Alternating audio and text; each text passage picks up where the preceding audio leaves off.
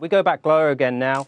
What we saw is a pop on Friday because of the oil rig count dropping by a record 94 rigs. But in reality, relying on that rig count to dictate that we're going to see production drop off this spring is probably as useful as Punxsutawney Phil's projection. And so what we're going to see is that rig count continuing to fall while US production continues to rise into Q2.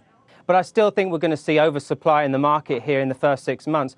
But you do look at the contango in the market and you see that prices for, say, the December contract are sort of 20% higher than the current contract. And so there is the expectation that oil prices are going to rise. I just don't think now is the right time to be jumping in, Joe.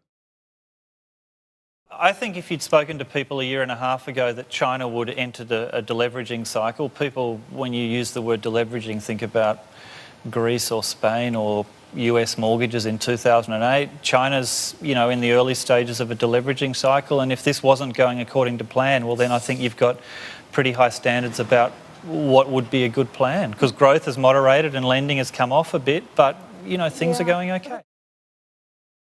I think definitely be in the targeted space. I think while the PMI data certainly is disappointing, if it's an ongoing narrative where growth is slowing in China from a structural point of view, we've seen Xi Jinping de-emphasize the issue of growth, the 7% target in terms of GDP. And we've also seen a lot of the provinces removing their GDP targets in terms of incentivizing and rewarding officials. So I think it's part of the broader narrative of slower growth in China. Obviously, any PMI below 50 will send some shockwaves through the market.